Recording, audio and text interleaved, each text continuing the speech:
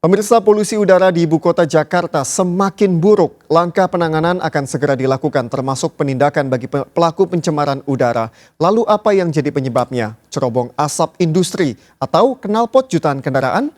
Dan berikut apa kata fakta bersama Raisa Nadia.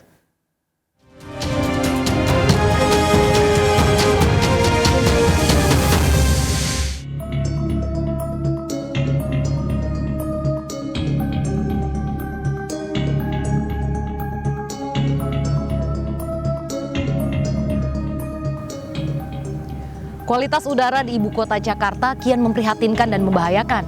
Jakarta berulang kali menjadi kota dengan polusi udara terburuk di dunia. Lalu apa kata fakta? Kualitas udara di Jakarta pada saat video ini diambil tergolong dalam kategori tidak sehat. Kita lihat berdasarkan pemantauan aplikasi IQR. Di sini menunjukkan kualitas udara di Jakarta berwarna orange di angka 122. Sebelumnya Kementerian LHK sempat mengatakan bahwa kualitas udara di Jakarta sudah sangat buruk sejak Mei 2023 hingga kini. Bahkan menurut IQR, polusi di Jakarta terburuk di dunia pada Agustus ini hingga indeks kualitas udaranya 156. Kualitas udara buruk tidak boleh diremehkan. WHO mencatat polusi udara memicu 6,7 juta kematian prematur hingga penyakit berbahaya seperti jantung iskemik dan ispa akut. Lalu dari mana sumber polusi terburuk ini? Anies Baswedan menuding polusi terjadi akibat PLTU di Banten yang terbawa angin ke Jakarta. Sementara itu, Menteri KLHK Siti Nurbaya membantah hal tersebut dan menyebut bahwa PLTU berpengaruh terhadap udara kurang dari 1%.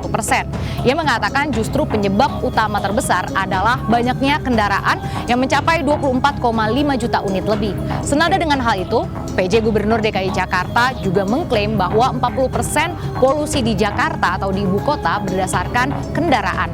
Sementara itu, Profesor Klimatologi BRIN yaitu Edwin Aldrian juga mengatakan bahwa polusi diperburuk akibat El Nino atau kemarau panjang.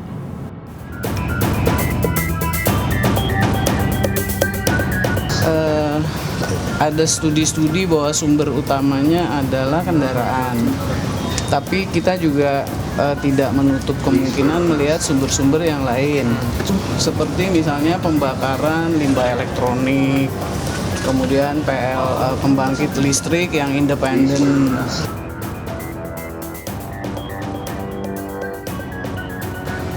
Data dari Global Energy Monitor menyebut terdapat 16 PLTU yang berada dekat dengan Jakarta. 10 PLTU berada di Banten, sementara 6 lainnya berada di Jawa Barat.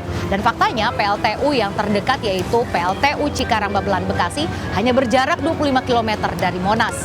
Selain itu, Walhi DKI Jakarta juga menegaskan asap bakar dari batu bara yang digunakan oleh PLTU menyumbang 30% dari memperburuknya kualitas udara di ibu kota. KLHK telah menurunkan 7 poin penanganan termasuk penindakan terhadap industri hingga kendaraan yang mencemari udara. 100 personil teknis fungsional telah dikerahkan. Para pelaku pencemar udara pun 1% diamankan. Instrumennya adalah instrumen penegakan hukum. Jadi dilakukan sidak, dilakukan pengawasan atau inspeksi mendalam, klarifikasi mendalam bagi kegiatan-kegiatan yang dilaporkan oleh masyarakat misalnya. Di sana ada pencemaran, begitu dari KLHK langsung menanggapi dan disitulah akan kena sanksi ya tentu.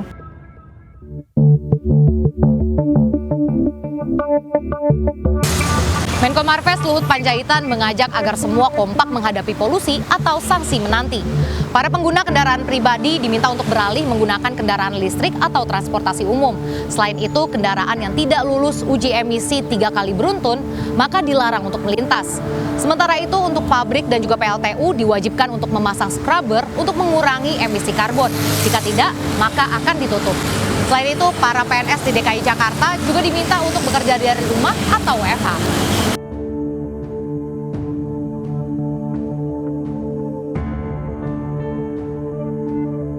Pertama, kalau efektif tentunya saya harus melapor kepada Mendagri.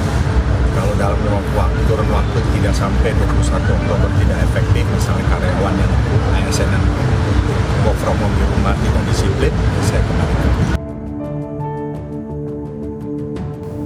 Corong asap PLTU atau knalpot kendaraan, mana yang menjadi penyebab terbesar polusi di ibu kota?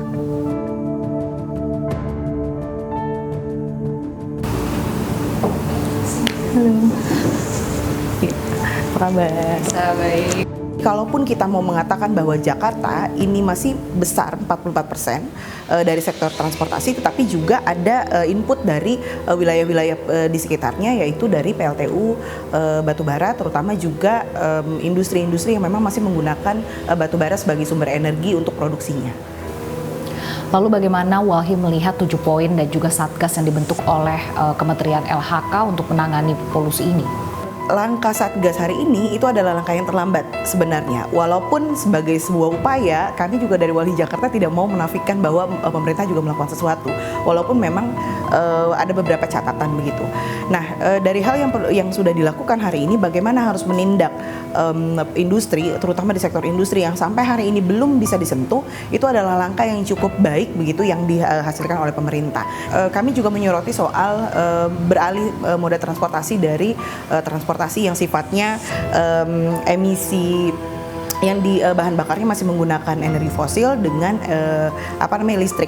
Menurut kami itu adalah dua hal yang sama saja begitu, karena tadi saya sudah katakan bahwa ada sumber emisi yang dihasilkan oleh PLTU, tetapi juga sumber energi yang digunakan untuk kepentingan mobil listrik atau kendaraan listrik itu juga masih bersumber dari PLTU, yang artinya emisinya juga tidak akan berubah. Apakah dengan pemerintah mengeluarkan kebijakan WFH ini efektif untuk mengurangi polusi udara di Jakarta? WFH ini sebenarnya mungkin pemerintah hanya ingin disebut bahwa melakukan sesuatu. Tapi kalau kita mau lihat efektivitasnya, mungkin teman-teman pengguna jalan hari ini masih bisa merasakan. Bahkan sejak kemarin, begitu pagi-pagi sekali itu pasti kita akan merasakan macet juga. Jadi sebenarnya tidak ada yang signifikan. Bahkan dalam pernyataan PJ Gubernur mengatakan bahwa sebenarnya WFH ini tujuannya adalah untuk KTT ASEAN. Begitu, akan dinaikkan porsinya dari 50% ke 75%. Lalu bagaimana dengan penegakan uji emisi kendaraan yang sebenarnya sudah dilakukan dari lama oleh pemerintah? Apakah ini benar-benar memberikan dampak yang signifikan? Uji emisi, saya kembali lagi bahwa ini adalah kebijakan yang sangat lampau. Begitu, bahkan sejak tahun termasuk di Perda nomor 2 tahun 2005 itu sudah diatur. Tetapi kemudian penegakan hukumnya menjadi melemah. Itulah kenapa ada gugatan dari masyarakat kepada pemerintah. Masyarakat pasti akan mengikuti bagaimana pemerintah. Begitu, tinggal bagaimana pemerintah melahirkan kebijakan yang tentu tentu mungkin tidak akan banyak orang menyukai itu. Tetapi saya pikir dalam konteks perubahan kultural, perubahan habit dari masyarakat itu perlu dimulai justru dari pemerintahnya sendiri.